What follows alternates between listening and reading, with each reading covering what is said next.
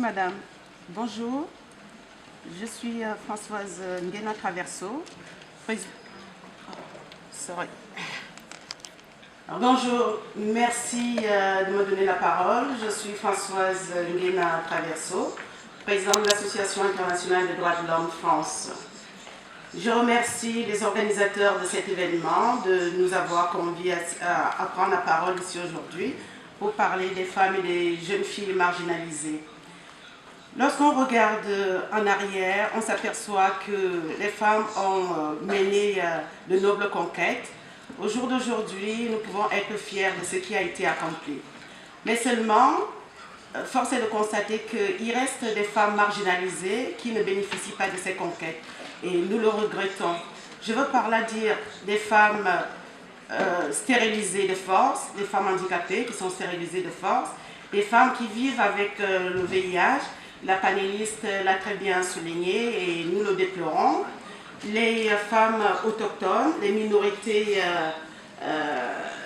ethniques subissent malheureusement ce drame. Or, la Déclaration universelle des droits de l'homme de 1948, la Charte des Nations Unies de 1945, la Convention sur l'élimination de toutes les formes de discrimination de 1979 et la Convention de 2006 qui parle des personnes handicapées mentales.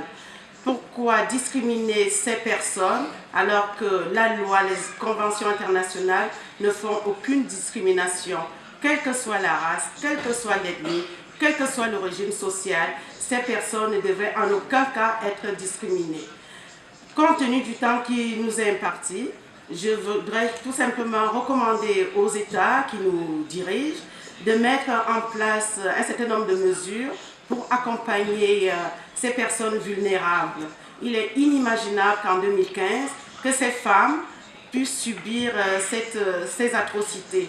Ne pas prendre le consentement de ces personnes est tout simplement inhumain et dégradant. C'est la torture. Imposer la stérilisation aux personnes vulnérables est inimaginable. Nous le déplorons une fois de plus. Donc aux États de mettre en place des mesures d'accompagnement pour pouvoir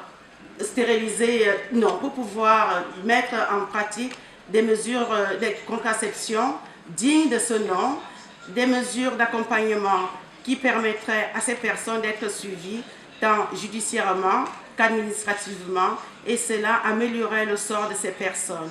Ne l'oublions pas, la stérilisation est un drame, c'est une tragédie humaine et j'espère qu'en 2030, l'égalité ne laissera pas en marge 50-50, ne laissera pas en marge ces personnes qui sont aujourd'hui très très vulnérables.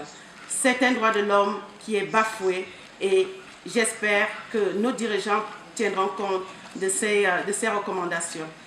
Je vous remercie de votre attention.